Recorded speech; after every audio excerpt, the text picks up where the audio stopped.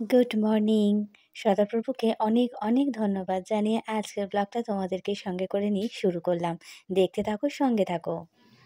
Good morning, welcome back to my channel Samish ক্রিয়েশনে সবাইকে স্বাগত।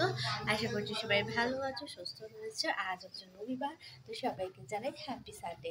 চুল আমার একদম হয়ে রয়েছে, শ্যাম্পু করেছিলাম কিন্তু কোনো রকমের দেওয়া হয়নি, চুলটা একদম বাউন্সিং হয়ে আছে। যাই হোক, মামাকে সকালবেলায় ঘুম থেকে মানে মামা সবার আগে উঠেছে। কালকে একটু জ্বরে রাত্রেবেলায় এসেছিলো, তাই তো মামা জ্বর এসেছিলো, জ্বর এসেছিলো তো সেই জন্য ওকে মানে রাত্রে সেরকমভাবে খায়নি, অল্প একটুখানি কিছু খেয়েছে। বাবা কচুরি নিয়ে এসেছিলো, তো কচুরি দুটো খেয়েছে, খেয়ে নিয়ে আর ওষুধ খেয়ে শুয়ে পড়েছে। সকালবেলায় পেয়েছে খিদে, তো সেই জন্য ও উঠে পড়েছে। উঠে পড়ে একদম ওকে কমলার বিস্কুট করে দিয়েছিলাম, করে নিয়ে ওকে পড়িয়েও নিয়েছি, সমস্ত কাজ কমপ্লিট করে নিই। তারপরে এখন প্রায় 10:30 বেজে গেছে, বাবু গেছে বাজারে। বাজার থেকে এলে রান্না বান্না হবে। মোটামুটি আমাদের সমস্ত কাজ কমপ্লিট হয়ে গেছে। যাবো একটু ছাদে, রোদটা ম্যার করছে। বলো বাবা কি এনেছে? বাবাকে বলেছে একটু ফল নিয়ে আসতে। কালকে বিকালবেলায় বেরোয়নি, আমি কালকে পড়াইনি, আমি আনতে যাব বলেছিলাম, কিন্তু কালকে বিকালবেলা আমারও শরীরটা ভালো লাগছিল তো পড়াইনি। বাবাকে বলেছি ফলটা ঠিক মতন, আমি কথা বলছি, ফলটা ঠিক মতন কিছুতেই কিনতে পারে না। হ্যাঁ, ফলটা কিনেছে, একটা লেবু কিনেছে, দেখবে লেবুগুলো, এই লেবুগুলো আমি কিনতে বারণ করি। লেবুগুলো আকারগুলো তো ছোটই হয়েছে, আর এই লেবুগুলো একদম জমাটি, মানে সে খোলা যায় না, মানে খোলাটা সেই একদম থেকে ছাড়ানো যায় না, সে চিপকে থাকে ওর থেকে। সেই যেগুলো এরকম একটু মতন কি বলবো, কেমন ধরনের, মানে খোসা থেকে ফলটা আলাদা হয়ে যায়, এরকম লেবু সবসময় আমি কিনি। ওইরকম কিনেছে। কালো আঙুর কিনেছে, সবুজ আঙুর কিনেনি। কালো আঙুরের গা এমনি সাদা, হালকা হালকা সাদা সাদা হয়, বোঝা যায় না খারাপ ওটা দেখে নিতে হয়, সেটাও ঠিক মতন দেখেনি। আর আপেলটা দুটো নিয়ে এসছে ছোট। কি হয়েছে? হ্যাঁ করেছো, এখন করেছো। সকালবেলা কত করে বললাম, করলো না। যাই হোক, ওকে পড়িয়ে নিয়েছি। আজকের একটু বকাও খেয়েছে, একই জিনিস বারবার করছে তো হয় না। তো চলো বক বেশি না করে এবার কাজের দিকে যাই। দাঁড়া, আমি দেখি কি আছে। বাঁধাকপি নিয়েছে, টমেটো নিয়েছে, আলুটাই মনে বেশি করে নিয়ে এসছে। আর এখানে মনে হয় মটরশুঁটি, মনে হচ্ছে, হ্যাঁ এটা যে ফুলে আছে বুঝতেই পারছে এটা মটরশুঁটি, লম্বা লম্বা। মটরশুঁটি নিয়ে এসছে। আর নিশ্চয়ই মটরশুঁটি কচুরি করবে। এই বিটটা বলেছিলাম, এই বিটটা আনবে। বিট ভাজা খেতে বেশ ভালো লাগে। আর এটা কি আছে, এটা মাংস মনে হচ্ছে। চলো ঝটপট করে গুছিয়ে নিই। মিট আছে, মিট। হ্যাঁ বেশ, চলো। হ্যাঁ, ছাদে এলাম। ওরে, ছাদে আসতেই দুটো বড় বড় জবা ফুল, কি দারুণ দেখতে লাগছে, দুটো খুব সুন্দর দেখতে লাগছে। হনুমানগুলো এত জ্বালাচ্ছে, দেখো তারপরে গাছে সিম খাচ্ছে, দেখেছো? ধাপা ধাপি, আমি ওই জন্য এসছি। দুষ্টুটাও চলে এসছে আমার সাথে, বারণ করছি। হ্যাঁ, ইস নোংরা, ছেড়ে দে, ফেলে দে, বাইরে ফেলে দে। কিসে মাংকি? না না না না, এই টমেটোগুলো একটু বড় হয়েছে, হ্যাঁ খেয়ে নেবে, এই জন্য কোণে ঢুকিয়ে দিয়েছি যাতে দেখতে না পায়। সরে, পায়ে জুতো দাওনি কেন? গাছের ফুলগুলো ছিঁড়লি? গাছের ফুল গাছেই ভালো লাগে শোনাই, অনেকগুলো ফুল ফুটেছে। গাছের ফুলগুলো কেন ছিঁড়লি বল? এই দেখ, এইগুলো গাছের ফুল গাছেই ভালো লাগে, বারবার বলি তোকে। জল নি,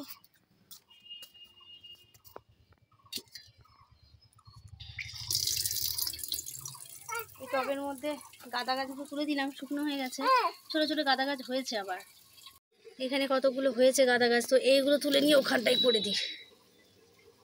এটা আবার কি গাছ? এটাও আলু গাছ, মানে আলুর খোসা যেখানে যেখানে ফেলেছি, আলুর সেই এগুলো বেরিয়ে যায়, শিকড়গুলো বেরিয়ে যায়, তো সেখান থেকে শুধু হয়। জবা গাছটা, হ্যাঁ, ইস কিরম কাদা ঘাঁটে ও, কিরকম সেই ছাইগুলোকে নিয়েছে। শীতের সিম গাছ রয়েছে, সেখানটাতেও হয়েছে। আমার উনানটা ধরিয়ে দিয়েছি, কি সুন্দর ধোঁয়াগুলো উঠছে, দেখতে বেশ ভালো লাগে। তো চলো, বাবু নিয়েছে মাংস, তো ওটা আজকে ম্যারিনেট করে নেবো, নিয়ে সুন্দর করে কষিয়ে রান্না করব। আজকে হালকা করে একটু গরম জল দেব, একদম গায়ে গায়ে করব, সেটাই ঠিক করেছি। দুবেলার মতোই করে নেব। এদিকে বাবুর কাজে ব্যস্ত রয়েছে, ঝটপট করে আমার ওদিকটাও রান্নাবান্না কমপ্লিট করে নিয়েছি। এরই মাঝখানে আমি গেছি একটু নেল পালিশ পরতে। নেল পালিশ অনেকদিন পরা হয়নি, সেই থেকে এসেছি। কেমন একটা মানে উঠে উঠে গেলে না কেমন একটা দেখতে লাগে। এই যে খাওয়া দাওয়ার পর ঘুমু করবে না? হ্যাঁ, ঘুমু করবে না? চোখ মুখে কি অবস্থা? খাবে না পেট ভরে, শুধু খালি অন্য জিনিস খাবে, ভাত খাবে না।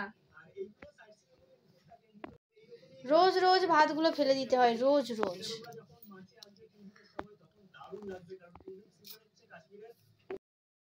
এই যে রান্নাবান্না সেরে খাওয়া দাওয়ার পর একটুখানি নিয়ে বসেছি নেল পালিশ। তো মা আর আমি একটু সাজুগুজু করব। ওই দেখো কেড়ে নিয়ে নিল। নেল পালিশ দেখলে একবার হয়, ব্যাস ওটা ওর, সঙ্গে সঙ্গে বলবে ওটা আমার, ব্যাস। আমি বললাম দাও আমি একটুখানি পরে নিই। বলে আমি একটুখানি পরলাম, তারপরে বলেছি ওকে একটু পরিয়ে দেব। সে পড়তে তো দেয় না, টানা টানি হ্যাজরা হ্যাজরি করতেই থাকে।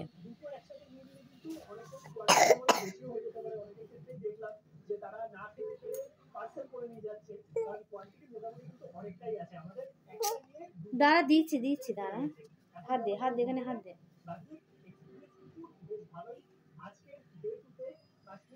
ম্যাম বলবে না?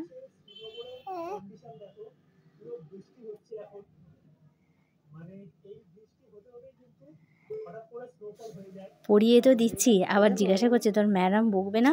স্কুলে যদি বকে নেল পালিশ পরলে, আমাদের তো তখন বকতো। স্কুলের মধ্যে নেল পালিশ না পরতে দিত, না কানে না হাতে না গলায়, কিচ্ছু পরতে দিত না, এমনকি নখও মানে বাড়াতে দিত না। খুব সমস্যা। তো চলে এলাম সন্ধ্যাবেলায়, সবাইকে জানাই শুভ সন্ধ্যা। বিকেলবেলায় পড়ানো ছিল, পড়িয়ে ফিরে এসেছি অনেকক্ষণ। তারপরে বললাম যে মামা তুমি একটুখানি পড়ে নাও, কাল থেকে আবার স্কুল রয়েছে, আবার সামনে কী বার করে আবার ছুটিও রয়েছে। সপ্তাহে যে কদিন ছুটি আর কদিন স্কুল হয় স্কুলই জানে। যাই হোক ওকে পড়িয়ে নিই। আর বাবাকে পাঠিয়েছি আমি রুটিন দেখতে, যে ওই যে দরজার পিছনে রুটিনটা মেরে দিয়েছে, আমি তুমি ওটা দেখে এসে বলো প্রতিদিন। এইটা অসুবিধা হয়।